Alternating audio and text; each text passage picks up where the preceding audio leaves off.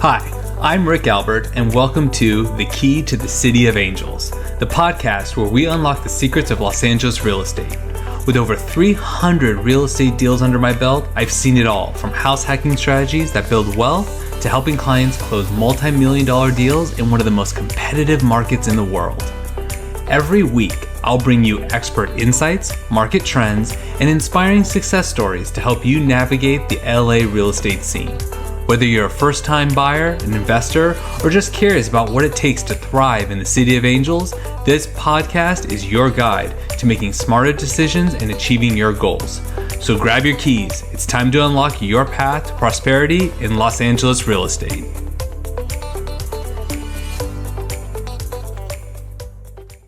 Hello, everyone. Rick Albert here with another episode of The Key to the City of Angels. I'm sitting here with Hillary Johns, a trial attorney here locally, but you also have offices all over. Welcome to the show. Thank you, Rick. We do. We have offices in the Bay Area and in Manhattan.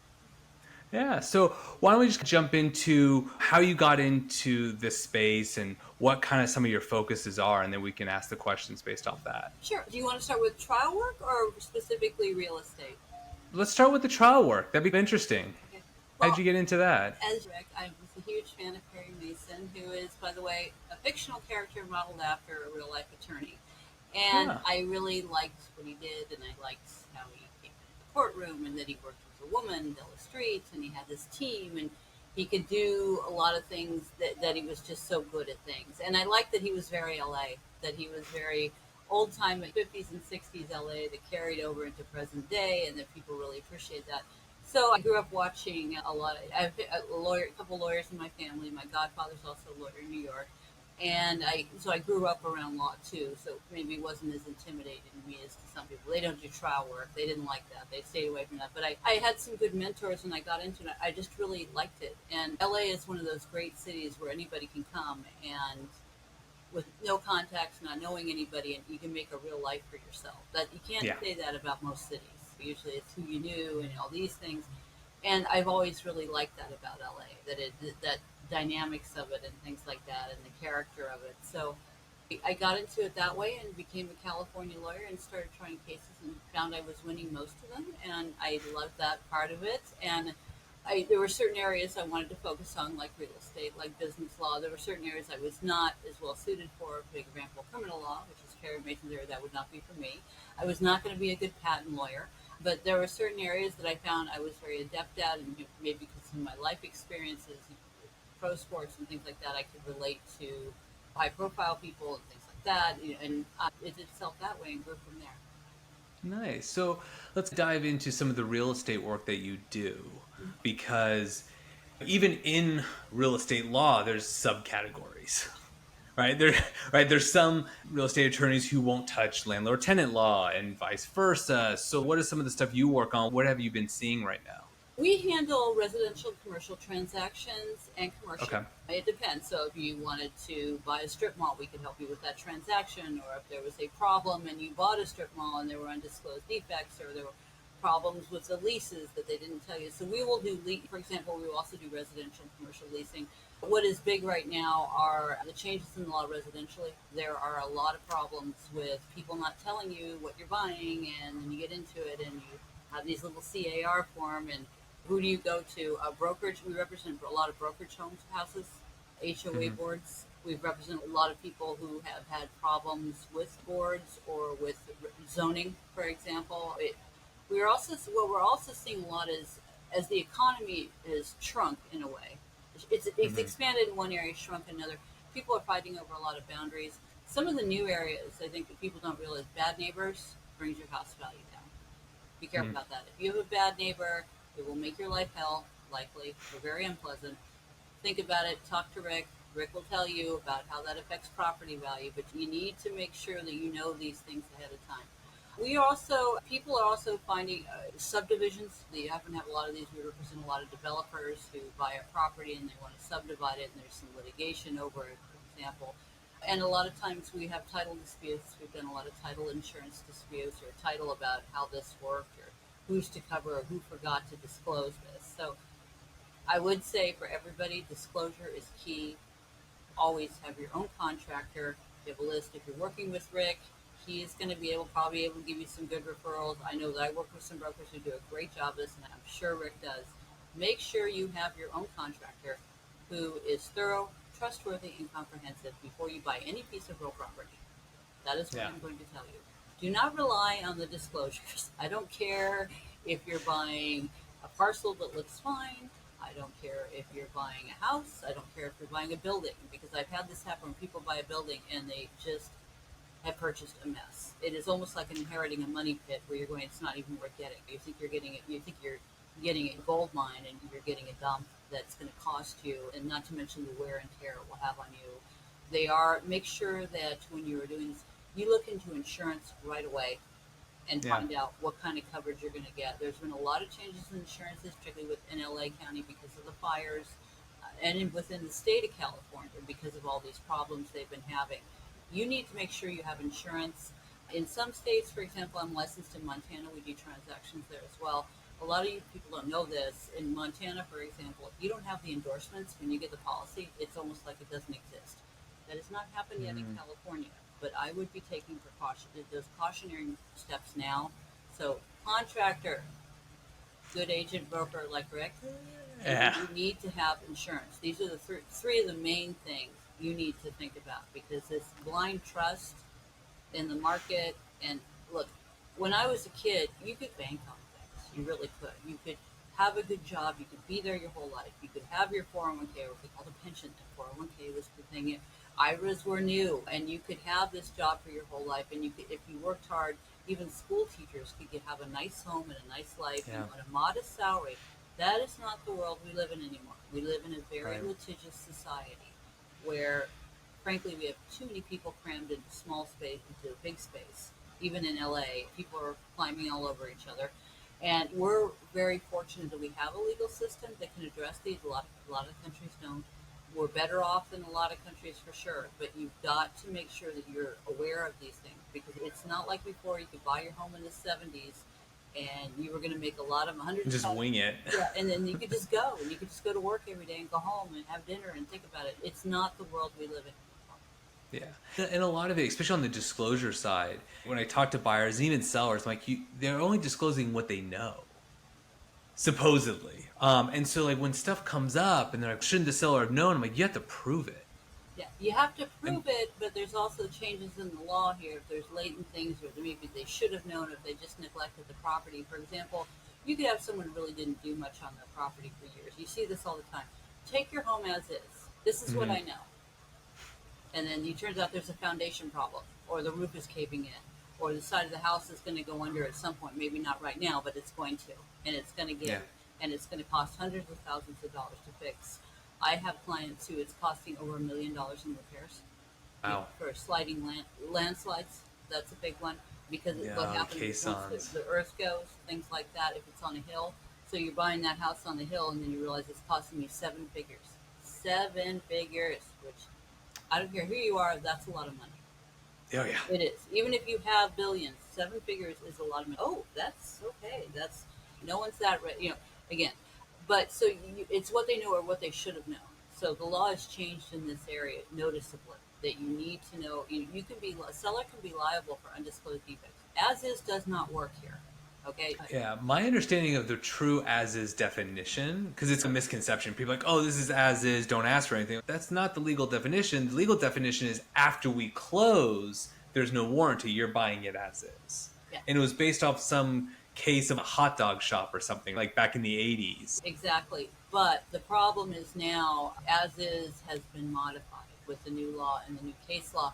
There's not been a lot of extension litigation here yet, but there will be, because it used to be caveat emptor, buyer beware. You bought it, okay. It's pre-Lemon law, real estate law, really. You bought a piece of junk car that the engine doesn't work and it fell out 3 days later and it rusted out in the bottom and you didn't notice that. I sold you a lemon, so the heck what? That's used to the way it be. And unfortunately, real estate law is catching up in this area, but it hasn't completely. So you have these cases where properties changed hand or been in use for decades or over 100 years. I have some cases like this because some very old buildings, beautiful buildings. Some of these buildings are just like throughout Los Angeles, New York, where we all practice. the Bay Area, where I know you're from, really fabulous homes or apartments, and they just have so much character. But there are so many issues with it because there's a use, or there's something that hasn't been fixed, or there hasn't been. So if you think that you're relying on years and years of use, you can't anymore. And this is an evolving area of the law, what the seller may be responsible for. So if there's a foundational problem, and when did you really check, or shouldn't you have known, or water's been coming under there for years? When and if you go to deposition, when in the 30 years that you lived there did you ever check the foundation of that residence? I say I never did. It rained, right? You had flood, you had these. You never checked to see. You had other repairs to the property, yes. You did some construction on the property, yes. You did a remodel, yes, but you never checked the foundation? No. And you just sold it to them and you never told them? No. It doesn't look good.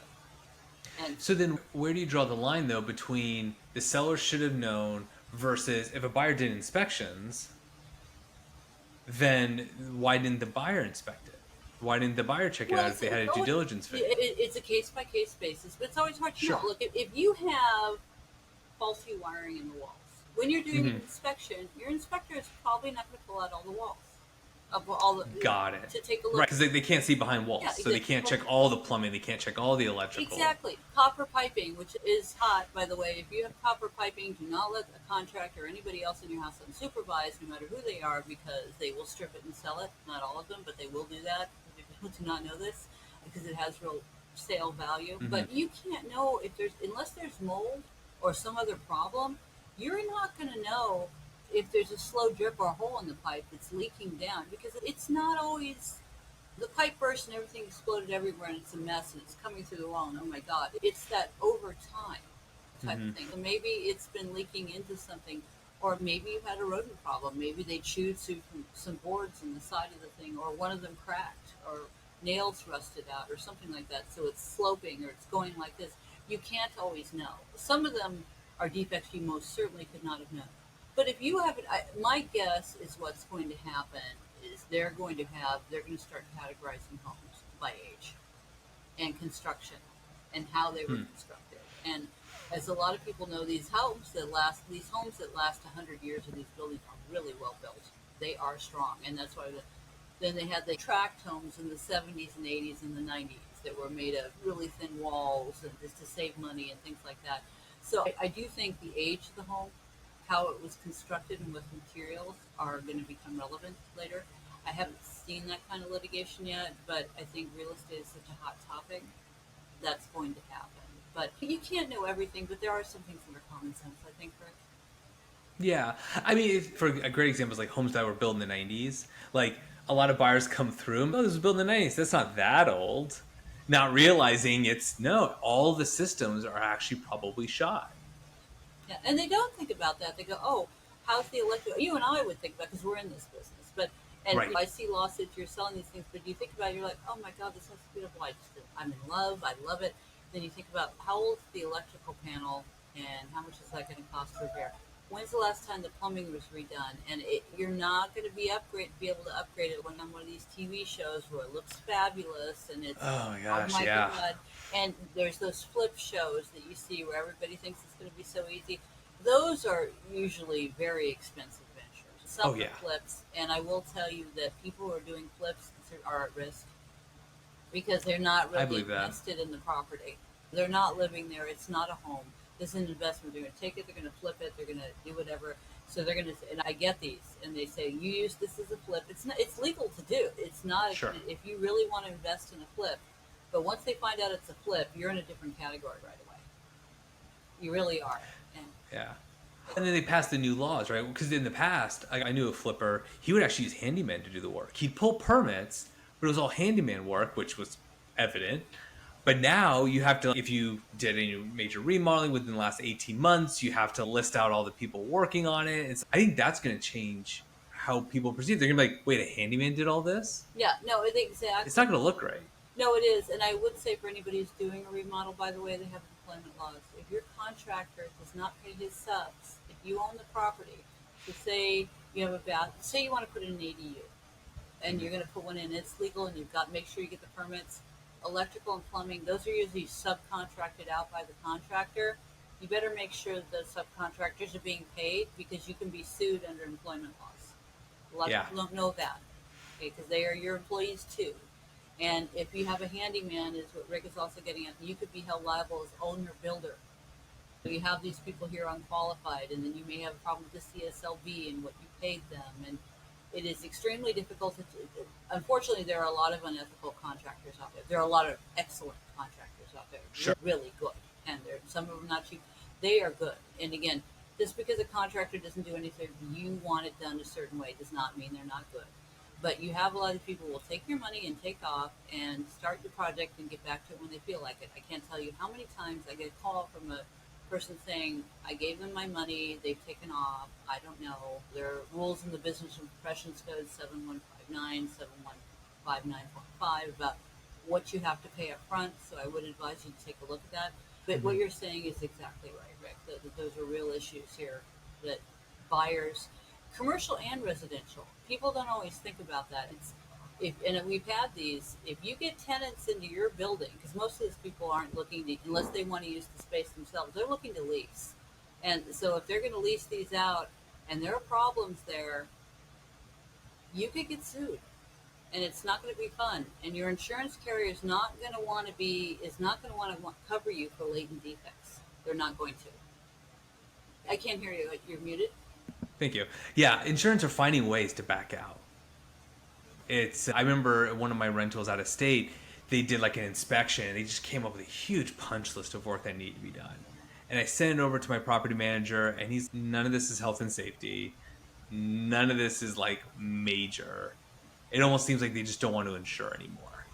Yeah. And so I would imagine you probably see some of that even in California, where, like, for example, I know someone who has Safeco insurance. They don't really insure in California anymore. So if they have a way to back out of an existing policy, why wouldn't they? Yeah, exactly. And again, insurance companies, everybody, are not they do not make all the money they make, which is $1 billion industry, on paying out.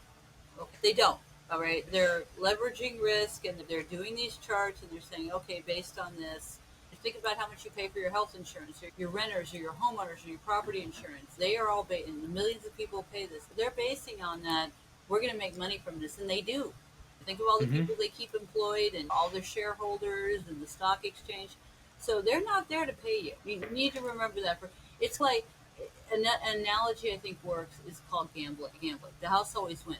Just remember, the house always wins. I don't condone gambling. If you do, that's your business. I'm not. You're about to find out real quick if you try it. Yeah, exactly. But if you have insurance, you just need to, and have to file a claim. You need to remember right away with the prices you're paying and any kind of coverage you have, they're not in the business of paying. They don't make money by paying claims. It's not that they won't. You look at what happened here during the fires as a prime example, and every state is an exception. They don't want to do that. That's why I really would advise you to look and make sure that you're reading your endorsements, and don't just, your broker may mean, but they don't know exactly what's covered. You need to read that policy. We do a lot of work with my partner, used to do a lot of work, was an in-house counsel for years at an insurance company. We review policies with them and say, look, it doesn't say that here. Have you read your policy? I know very smart people have never really thoroughly read their insurance code. They read the schedule. They say, okay, I'm covered here. I read the line number. I go, did you read the language? Here, that's all legalese. It's not all legalese. You parcel it up and then review it, or review it with somebody who call a colleague, call a lawyer, and just say, could you review this with me, and what do I think this covers? And the lawyers can say, look, I can't guarantee what you're going to be covered for, but this is what it says. And this would mean, what are the exclusions? What does that exclusion mean? There's been some new case law, like the Beverly Hills Bar Association, for example, has a whole separate section of just insurance law, just because it's such a niche area. So you need to make sure that you're actually covered, because I see these people and they go, oh, I'm covered, I have insurance. Do you? Have you seen case law? Because I've asked a couple of insurance brokers and they can't give me a straight answer. So in California, probably, I know for sure LA, you can't really discriminate based off like emotional support animals. What if it's one of the breed restrictions for insurance? Because some insurance companies will have breed restrictions. You can't have certain pets. I don't know the answer to it. I believe that having an emotional support animal would not affect a breed restriction. I believe it, but I don't know of any instance that's been litigated. It's a good question. Yeah. I don't know. Yeah. And I think legally, if they have, technically it might be. I would probably argue it's an illegal provision. I would probably say that this is the law, so you have a provision in here that's asking you to do something that's against the law. That's what I would probably argue on that side. That's a good point. Yeah, and if I were on the insurance carrier side, I would probably say they had breed restrictions. There are other emotional support animals. But that's easier said than done. Sure. I'm certainly attached to my pets. You can say, well, just trade it in. It's not a vehicle. These are pets. These are people view them as family. Animals are getting rights. And so if you had a kid, you'd say, this kid, I can't because this kid has brown hair. So I'm just going to get rid of this one. I need a blonde. Just turn it in. It's not a car. It's not. Right. And so there are different things like that. It's not a group of carefully cultivated ants or something like that maybe you don't have that emotional attachment to. So taking away an emotional support animal based on breed could be as stressful and traumatic and damaging or more than taking away a child, and to say to switch them out just doesn't really make sense. So I would probably argue to say, look, if you got the emotional support animal after you got the policy, you knew there were restrictions. Maybe you should have looked. That's what I would argue. Yeah. And again, I don't know. I don't know the answer to that. Yeah, luckily it hasn't come up yet, but I just know when I was reviewing all of our insurance policies for all the different rentals, and I saw the breed restrictions, and I'm like, if someone comes up, that could be a challenge. It could be a challenge, but I think also the timing. If you already had an emotional support animal, let's say, for example, is a Labrador, and they forbade them because it's a large dog. A lot of people don't like large dogs, or for whatever, they scratch the wood, they do whatever it is. I think you may have a problem there. Yeah. Also, if it's an accepted breed, like a German Shepherd, the police use those are police dogs. Those are regularly used dogs. I think you're going to have an issue there. Yeah. So I don't know that I would. I don't know. I think there may be some case-by-case basis, and eventually someone will litigate. I think you're right. Someone will. And then you'll call me like, hey, Rick, this is what happened. Exactly. This is how it turned out. Yeah, I'm going to tell Rick right away if I see any rulings about it. I'm probably going to look it up after this podcast. Yeah, I was just always like wondering, and to be fair, like, for the record, rarely are the pets the issue. When people are like, oh, I don't want to accept pets, it's like, and I get it, but it's also kind of like, in my experience of some of my clients, it's usually the owners that are the problem. Yeah, no, I know. And to me, if someone is that stringent about a pet, I'm an animal lover, so that's not going to work. It's going to be, I've rented places, I've bought places, to me, because I live in different cities, I rent a purchase and things like that, but I think anybody's going to say don't do that. For example, no one would probably bring their pets in the office because God forbid the animal bit someone, or it could scare some people. Some people are afraid of large dogs. I understand that. It's a big place of business. Yeah. But yeah, I get my personal opinion, and everybody has their rights. Anybody who's wary of animals or not friendly to animals is probably not going to be a friend of mine, or not someone I'm going to meet. And if they're saying that, I go, oh my God, it might be a little okay. But unless, of course, I do know some people have been attacked by dogs, like when they were younger. I understand why that could become a phobia. But I would be a little wary of someone who does not like animals or is not friendly to animals. That would bother me, particularly certainly in the last 5 or 10 years, animals are just, forgetting for a moment, it's $1 billion industry. There's just an integral part of people's lives, and particularly when you have people who are not having children, having less children, waiting to have children. The traditional nuclear family is very different. Before it was a cat or a dog, it was property, or maybe a goldfish.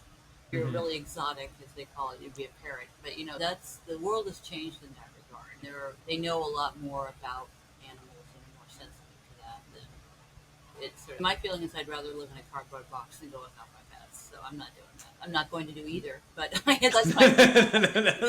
And you don't have to. That's the joys of all this. Knock on wood. Exactly. Yeah. But I think a lot of people do feel that. But I also know that losing a pet or having it can be extremely traumatic. Yeah. With good reason. They've done some studies that come out and saying bonds with animals literally. It used to be, oh my God, it's like one of my kids. It literally is that. Yeah. It is that kind of close. Which unfortunately they don't live as long, but people. No, for sure. Switching gears a little bit, you mentioned HOAs, and just like insurance, condos have really been in the news because of all the problems that a lot of condos are having. Yeah.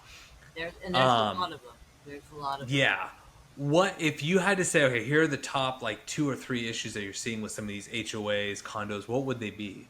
I would say board management, HOA boards, because they're locally run, or they have... They're volunteers. Yeah, and with their personalities within a neighborhood. Your HOA is your neighborhood. It is.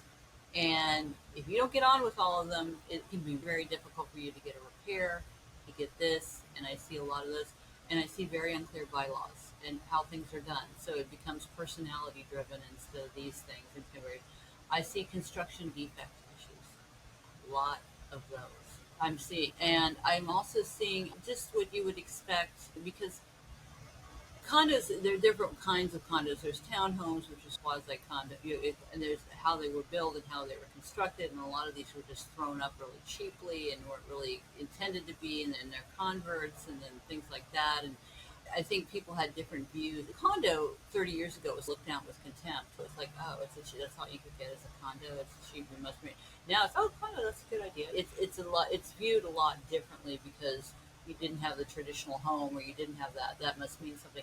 And I don't think that is. I think condos and condo associations offer a lot of value to a lot of people. I think people really enjoy the amenities, the maintenance, not having to upkeep a lot of those. I think there are a lot of communities. Elderly people live in, love them.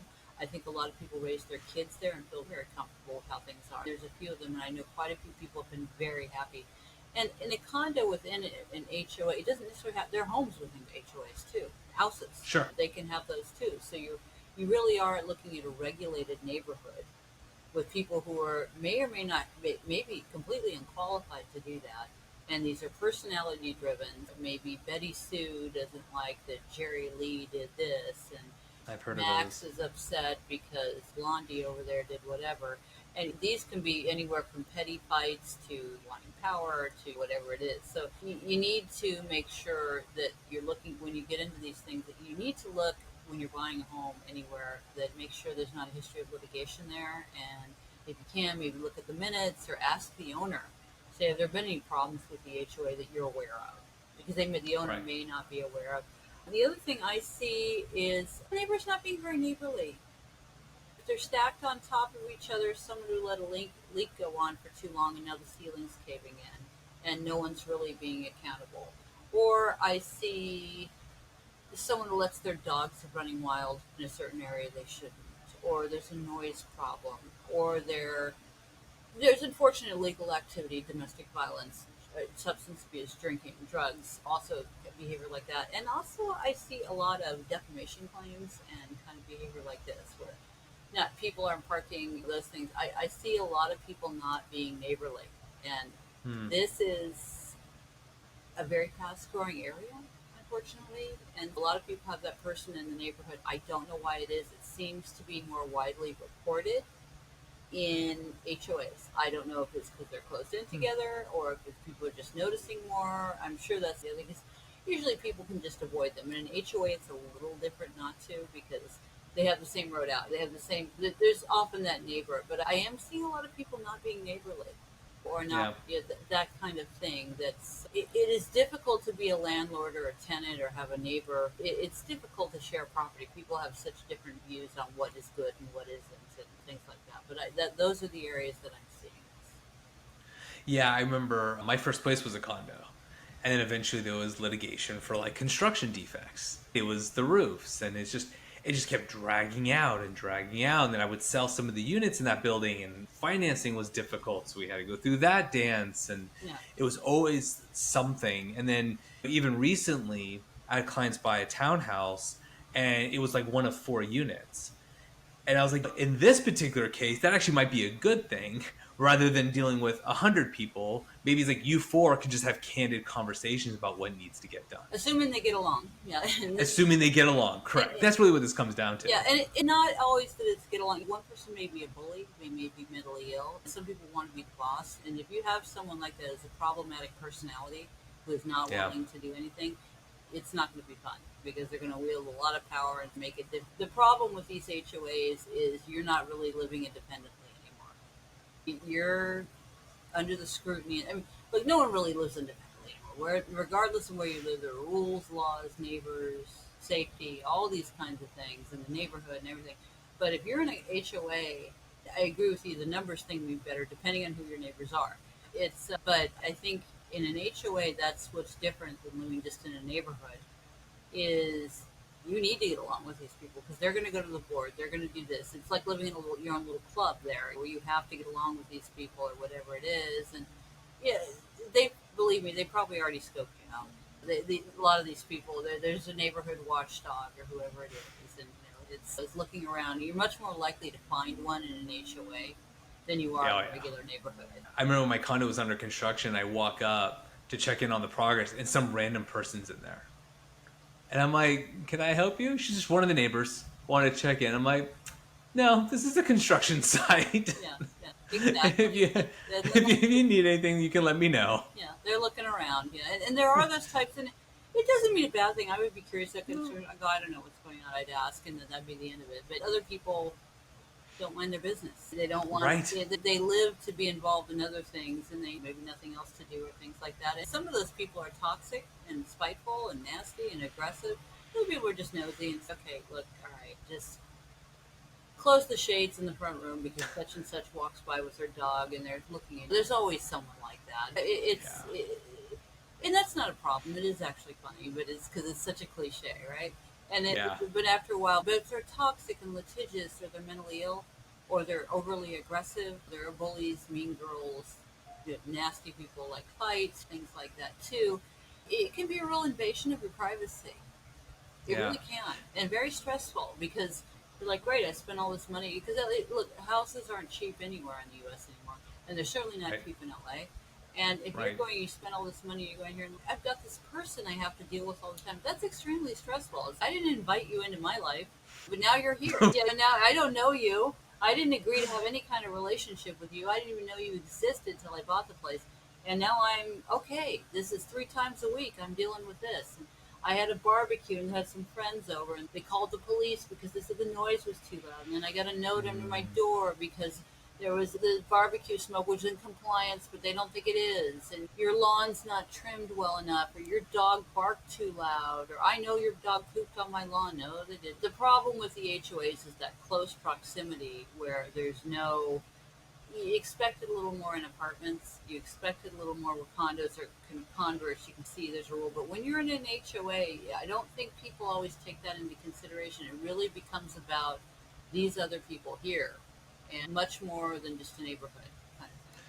So then, where do you draw the line between the HOA president like following the rules versus like borderline harassment? We get a lot of calls for restraining orders. We don't usually do them unless we have an established relationship. We have a lot of them that probably have risen to the level of harassment or restraining orders, and some of them get them, some of them don't. You can sue for nuisance trespass. There is Mm-hmm. criminal trespass. A lot of these people are coming over their homes and going into your backyards and looking through your windows and things. That is criminal trespass. It depends on the situation. One, I would say the safety aspect is the main thing. If it's crossed over into something, but a judge is not going to care too much if you're screaming obscenities at someone. They're just not. It's LA. Get over it. Yeah. But if a person's menacing or shows up at your home with a gun or a bat or something like that, that's scary. Sure. That's very. Or drives their car into your driveway and sits there and glares at you. These are concerning, very inappropriately aggressive moves. I think it depends. The main thing is the code does say reasonable fear of imminent harm. So there's a pattern Mm-hmm. of harassment where they're yelling at you every day and throwing things or whatever. And I've had ones where people dump trash on their lawns and you've broken into homes. It's really nasty. Or you have these people who are just sitting there staring at you and you're uncomfortable and you feel unsafe. You get the police involved, you go, you do these kinds of things. It just depends, but safety is the primary thing here. Are you in reasonable fear of imminent harm?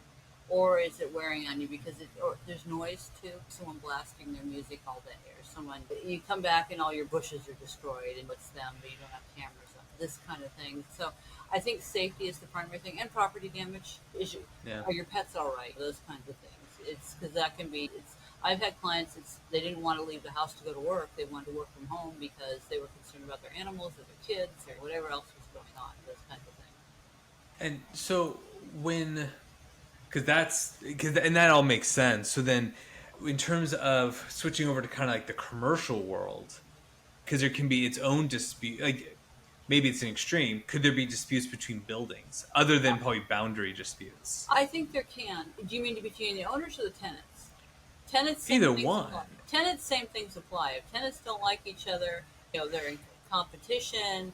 They could try to sue Sure. the landlord, for example, the owner, to say, "Hey, I have another person selling shoes, or I have another person selling That's right. There's usually the pet food, competition clause. pet food here, and I thought I was the only pet food store here. Or I thought I was the only grocery store here." And usually, a lot of those are zoned, and usually landlords are pretty good about saying, "There's no one in this center that's in competition with each other." Yeah, but there's one right across the street, and you own that building too, so you rent it out to. So there's Mm. advertising, marketing, branding, personal, the space that you have for safety. And the other issues, some of them are very applicable. For example, the condition of the property is there. I've had this one where was leaking from an HVAC unit, and it caused a lot of damage in the unit. And they didn't have to shut down, but they had to move their business because it was causing so much damage to the merchandise and things like that. Yeah. Whose insurance? Who's going to do that? Does your tenant have insurance? I think that's a big one. If you're a commercial landlord, I would want to show proof of insurance up to a certain amount, because if any of their things damages that property, you're going to want to subrogate, or they're going to have to file a claim, and maybe they won't file a claim, and maybe they'll leave, and those kinds of things. But actually, other than zoning, they're actually pretty similar. If you have Yeah. an event, say for example, it's a movie theater and they're having an opening, and all these people are flooding here, and they're have a restaurant next door, and they're saying, "Look, I'm trying to have people to have a dinner here. I'm trying to put on an event, or there's a spa over here, and these people are trying to relax, and it's noise and those things." So usually you have to get permits for things like that. Often people know, but I think those things Yeah. it's. But I think as a commercial landlord, you run into some of the same things. The only difference is they're not there all the time. Usually, some aren't, but those kind of things. But you just have to deal. I think as a commercial landlord, you have to worry a little bit more about theft and vandalism. People driving by saying, "Oh, there's a storefront open," or something like that. Squatters, people go in there, take up residence, or they're there at night. The stairwells being safe. There's also the aspect of personal safety. There are rules about what a landlord can reasonably foresee as criminal activity. I think so. The landlord has a duty to protect against that in business establishments. If you're renting it out, it's a business establishment. So if you're renting out apartments, that's a business establishment. You have duties to make sure these are safe, and how you're going to do that. There's security, if there's cameras, how those are maintained. Those aren't necessarily if you have a private residence that's being rented, for example.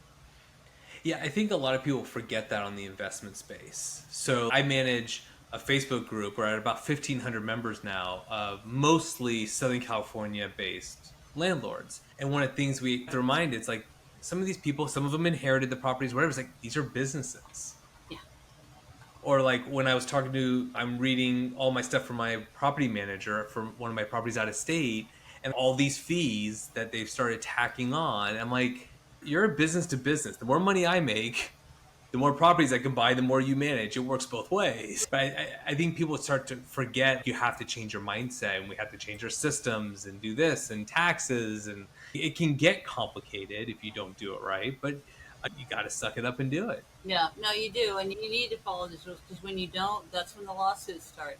And you turn a blind eye to a problem that's on your property, and you don't do those things, you could get sued, and you could get sued personally. They can Yeah. say, "Look, I don't care if you have an LLC here or whatever you did.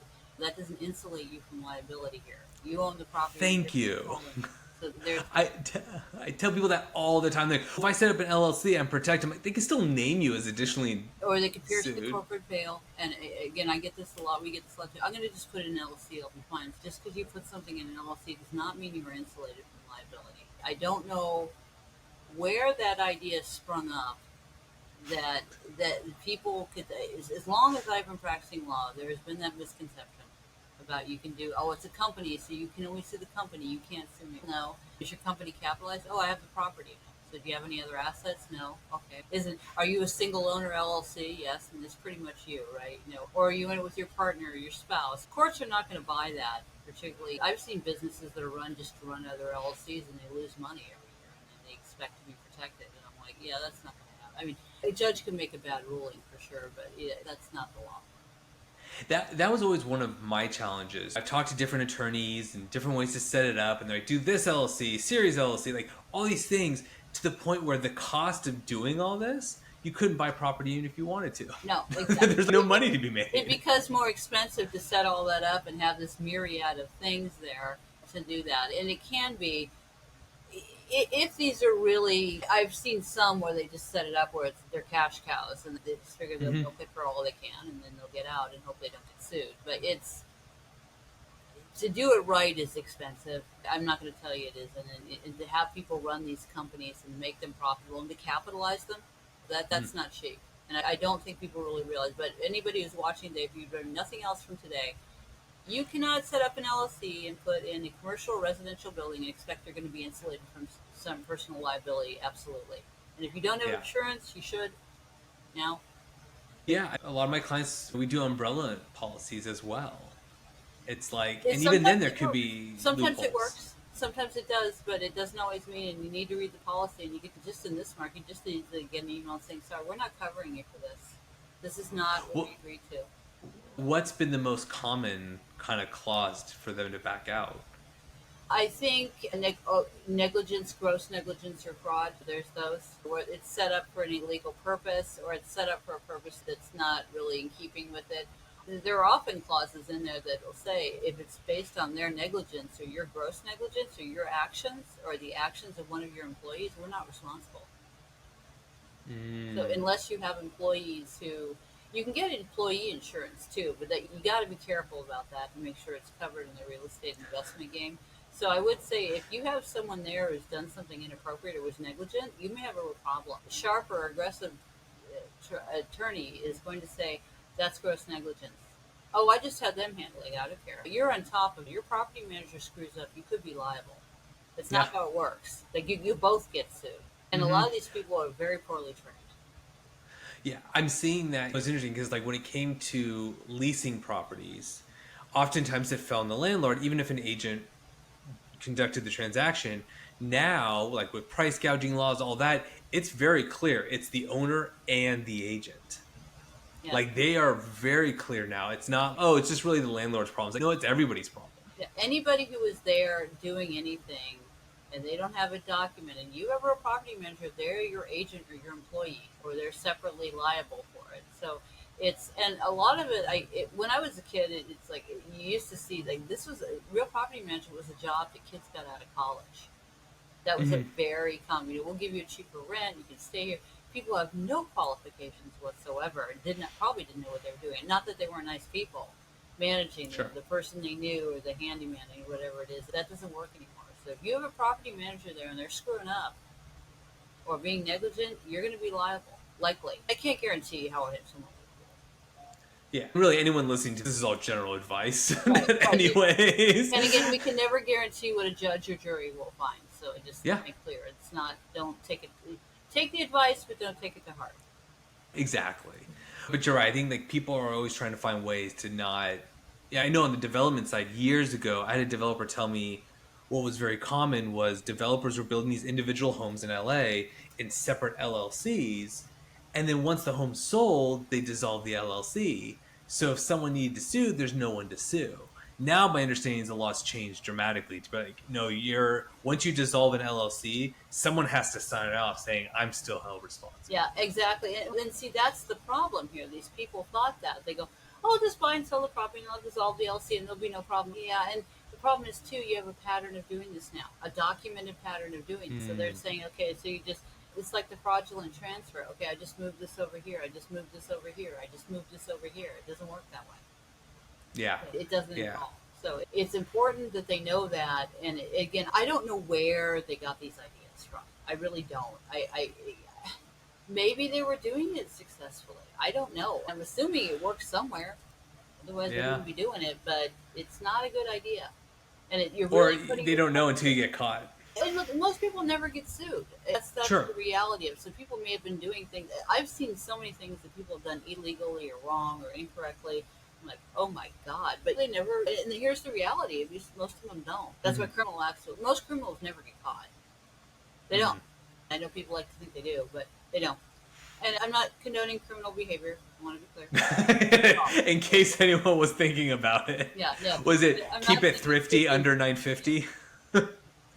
Yeah, but it's But it's a numbers game, and some people don't ever get caught, or they just do a small settlement, or they do let's settle out of court and things like that. Again, I'm not condoning illegal or wrong behavior. I just seen it happen. Sure. I'm like, what are you thinking here? And again, some people honestly don't know. I really Right. think there are people doing things that go, I didn't know I needed to do that. And to be fair, I'm not saying if someone had done something wrong or even illegal that they knew. But again, ignorance Yeah. of the law is not a defense. So if you're having investments, you have a responsibility there. Okay, so Yeah, it's a common conversation when I talk to some mom and pop landlords, and they're like, there's so many laws, this is ridiculous. And I'm like, don't get me wrong, I think some of the laws are ridiculous, but when we go to a watch repair place, when we go to a car, like, there's consumer protections, and the tenants are customers. So some of the laws, yeah, makes no sense and it's causing all sorts of havoc. But on the flip side, it's like some of the laws do make sense because again, we're running a business and they do have a right to some level of consumer protection, just like I would want that. exactly. And one of the great things about California is there are a lot of laws to protect people. One of the difficult Mm-hmm. things about California is there are way too many laws. I don't know. I don't even know how people manage half this stuff.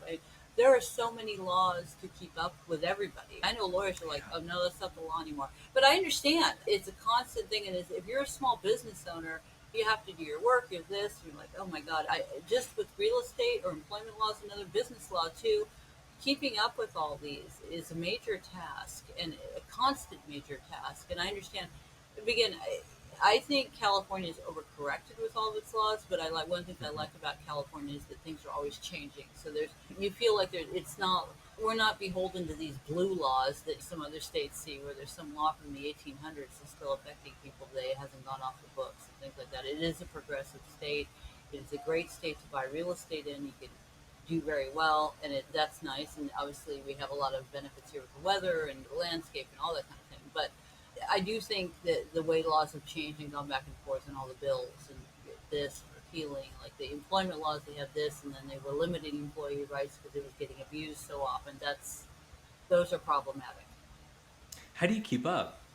We have services that we use, so we stay on top of. We also have services. We have a couple of services in certain areas where they have teams of lawyers who are essentially writing all the updates for us. So if we need an update on something, we're able to access that promptly because Oh, otherwise you okay. can't. And I know Right. a lot of people are. You're thinking lawyers too. They have to do that because they didn't know the law changed in this area. That's why you're asking me, has anybody ever litigated that certain point of a service animal?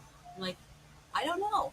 Yeah, it may Yeah. have. Maybe someone's come out, and lawyers in general keep on top of these things. But we have services Yeah. that we stay on top of, and things like that, developments in the law, and we have several lawyers who are in touch with, or talking about these and discussing these things. So that helps. That is a big Yeah. part of it. Yeah, and we'll see. One of the things it's on my very long to-do list of side projects, but I was working with AI, like Notebook LM, which is owned by Google, where it's okay, can we link these to certain websites that are constantly kept up with the laws? So then if I have a question, it can pull from those sources. Exactly, or a good starting point. Always check your source document, by the way. Oh, totally. I remember I used ChatGPT once. I own property in Alabama and I wanted to do some research on Section 8 tenants. So I used ChatGPT and I'm like, cite your source. And it cited source from Chicago. And I'm like, but I'm not buying in Chicago. Yeah, I'm I'm not. buying in Birmingham. A Like it totally was different state. totally off. Yeah, Totally off base. yeah, and we've seen that happen. We've seen it happen with lawyers and other people. We have done MCLEs saying we'll say type in this case and AI will pull it up, and it's not even the right case. It's a Yeah. totally different thing. You need to check the actual source document and make sure for any kind of resource because computers, so we know what goes in and they make mistakes. So it's an algorithm. They're just moving along, and Yeah. Someone I know that studies a lot in AI space, he said all it is really good guessing. yeah, That's all it is. So yeah, you can't rely on it 100%. It's just it's thinking, okay, this is probably what you want. So if you can't find it, here's the closest match. and my But boss always told me, I go, I don't know, I guess. He goes, don't guess, Hillary. He goes, don't guess. I go, he goes, is that the one I got? He goes, don't guess. Go over and look at it and figure it out. Which yeah, is good. Is the correct advice. I mean, I know. It's so funny. Like I have clients where they don't even look up laws; they just call me. yeah. because they're like Yeah, I'm assuming not I a know it. lawyer, you know, and a lawyer, I'm a lawyer, but I'm going to tell you this is the law. Yeah, that is correct. I had someone call me the other day. It's like, I'm going to ask you this, correct? I'm like, okay, stop asking me questions. This is not true or false. What do you want? And this is what I'm going to tell you. I can't, yeah, that's the law, but I can't guarantee. These people seem to think that the judge is going to agree with this. That means you win because my lawyer said that. And you have to be very careful to say, they could be interpreted several different ways. Like we were talking about this case by case basis of the tower law. So I'm sure you get calls all the time thinking that, okay, my broker said this. And so, yeah. Oh yeah. Yeah. Oh yeah. And I know someone, he manages a really big office in San Diego, and he said most of the lawsuits with the agents usually stem from them just trying to help, but they Yeah. did Yeah. something wrong. It wasn't like it was malicious. It wasn't like it was ill intended. It's just they Yeah. gave advice. That's why, like in a lot of my emails, when clients ask me very like specific legal questions, I'm like, "Look, I'm not an attorney. You need to seek one. Happy to refer. Here's my understanding." And again, you need to seek an attorney Yeah, because this is, we get a lot of those too. We always our retainers and everything. I say, look, we can only advise you on the facts we know. It could be a totally different. We can't guarantee results. And I tell them, I go, okay, that doesn't mean you're going to win. Doesn't mean you won't win. And say you may or may not. I want to be clear to you because people want that certainty and that answer and yeah, thing. And I understand why they would, and they don't know. And so they're going to these. That's what I'm saying. You're taking. You just can understand. The best you can do is understand the risks involved. yeah. And I was told by an attorney years ago, it's very expensive to be right. It's very Yeah, expensive to be right, and it's very expensive to be sued and see it all the way through. And you may want the street cred of winning a lawsuit. That's true. No, it's not cheap to be right. And there are some people who can afford to do that, but that was an older yeah, style. That I'll just sue this person. I'll go after them. People aren't doing that as much anymore because of the cost of litigation and the time, and because of the backup in the courts. Now it takes longer. But there are people who will do that. The insurance companies do that periodically too. They will decide we're not paying on this claim. We'd rather set precedent here. We're not going to because there were so many scams going into place. I don't know if everybody knows. You pay at least 20% more on your premiums because of scams and fraudulent claims and all these oh other yeah, things, or more. To factor that in, they have their attorneys fight these things. It's to make sure they're not paying out, to make sure they're clear. They're not just because otherwise everybody's just going to file a claim. So you don't always know when you may be the test case for your insurance company. I want to be clear to you about that. Whether you did yeah. something wrong or not. Just to be clear, okay, it's not a bad thing. Just there's a limit to those kind of those things. No, it's true that you are sitting president. I recently bought a fourplex out of state, and one of the tenants stopped paying rent, and they asked, "Do you want to do an eviction? Do you want to do cash for keys?"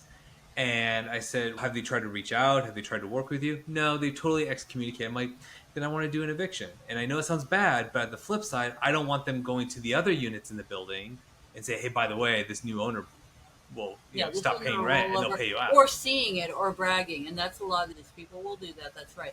They will brag, "Oh, I'm not paying any rent," and then that's what Yeah, they'll do, and then and they'll get give me the cash and suggestion leave. here, the next person who comes in. I agree with that, and sometimes you have to because you don't want to set it. We had a suit filed against a former client, and we can't discuss the details for fees. And he's like, I can't get a reputation for people doing that. That's not. It's not okay. Yeah, It's not. no, It's you have to be very clear to these people on because it's an. I understand things happen. I've seen instances where people can't pay their rent or bills, and yeah, it's not always through their own fault. It really isn't. There can be an economic downturn. I've seen identity theft. I've seen divorces. There are other things that happen. So I don't want to say it's always one sided, but if a person's doing something like that, you need to make sure that you make arrangements for them to get out. Yeah, yeah. if they're doing cash for keys, that's fine. But if they're not having contact with you, then yeah, you need to get them out. Like they're not.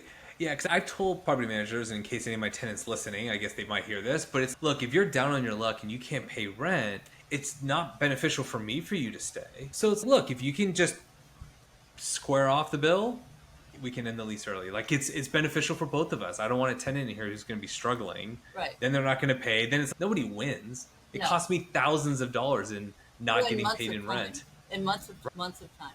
If you're lucky, Yeah. that's all it takes. Because in California now they have all these new rules, so it takes a lot longer to get people out.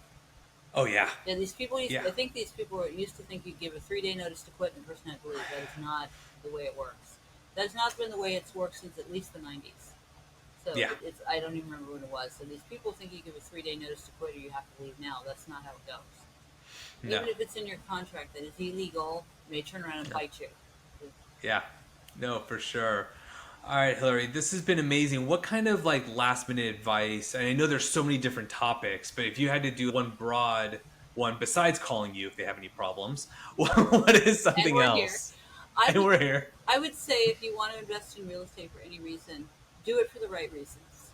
I Yeah. see so many people who have gotten into homes that they can't leave, have sold and left because they're in such a state of panic. I'm never going to be able to afford a house. Or that fear. You will be able to. I really believe that. There's a lot going on in this country right now that has a lot of people concerned, and a lot of good growth too. But I think Yeah. you need to make sure that real estate is a major investment for most people, and it's a lot of work. But make sure you're doing it for the right reasons, and make sure that you do your homework and that you understand what you're getting involved in, and protect your backside. Make sure you're getting insurance. Make sure you're knowledgeable about these things.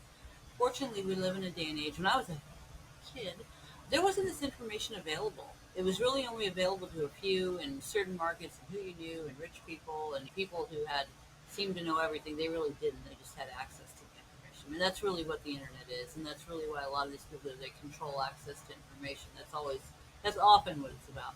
But make sure you're doing your due diligence and it's the right thing for you. I know that there traditionally you had to have a house by a certain age, you had to do this by a certain age, you had to do this by a certain. Renting is fine too. That may be a better investment for you. There are vacant land purchasing, other REITs, ETFs. There are lots of ways to invest in real estate. So I would really recommend you do some due diligence. It's not a one size fits all anymore. You're not a failure if you don't have a house by 30 and you're not a millionaire. It's just Right. not how it goes. Okay, I if you read totally and look agree. at a lot of people who have started making their fortunes in their 50s and 60s, this is very common, or they didn't even make a lot of money till later in life, or maybe they made some early and lost it. We've seen that a lot. In LA, how often do we see that? You want to make Yeah. sure that it's part of your financial plan that's right for you and that it's adding something to your life. Yeah, it's going to be a lot more work and responsibility. There are some upsides to that. And make sure you don't buy too much house for yourself, I would say, if you're going to be residing. I see that a lot. Yeah. People are house poor and then they're living on cans of beans and they're upset and they're worried if their car might break down because what that's going to mean. That might not be the best investment for you. Or think about other options: roommates, co-investors. That can be problematic too. But there are ways to make these things work still. I'm not going to lie to you. There are some $100 million homes in LA that most people are never going to be able to afford. I'm sorry, they just aren't. Those are massively expensive. However, I know people have gone into groups and invested in apartment buildings and these and that. There are a lot of other ways to get into the real estate market. And as you're saying, maybe California isn't the right state for you because you're not fully committed to staying here the whole time. Or maybe you want an investment in another state. Those are good ideas too. And it doesn't mean, I think there's a lot more diversity these days and people are a lot more aware of it. It doesn't just have to be local. So I wouldn't limit yourself. I would really look into your Yeah. options because a lot of it can be really good choices for you. And you can really, it's hard work, but you can feel good about it. Yeah. Oh, for sure. Thank you. How can people get a hold of you? You're welcome to call me 310-492-4009, or you can look us up online. It's HillaryTrialLawyers with an S.com, or just my name, 2 L's at Hillary Trial Lawyers. And thank you, Rick. This was really fun. I'm so glad to meet Yeah. you. I'm glad. Likewise. And thank you everyone for watching, and I'll talk to you guys next week. Thanks for tuning in to The Key to the City of Angels. I hope you found today's episode helpful as you navigate the world of Los Angeles real estate. Whether you're looking to buy your first home, expand your investment portfolio, or sell in this competitive market, I'm here to help you succeed. Let's connect. Visit my website or follow me on social media to learn more about how I can help you achieve your real estate goals. And if you're ready to take the next step, don't hesitate to reach out. I'd love to work with you. If you've enjoyed this episode, be sure to subscribe, leave a review, and share it with someone who might benefit. Together, let's unlock your potential and make your real estate dreams a reality.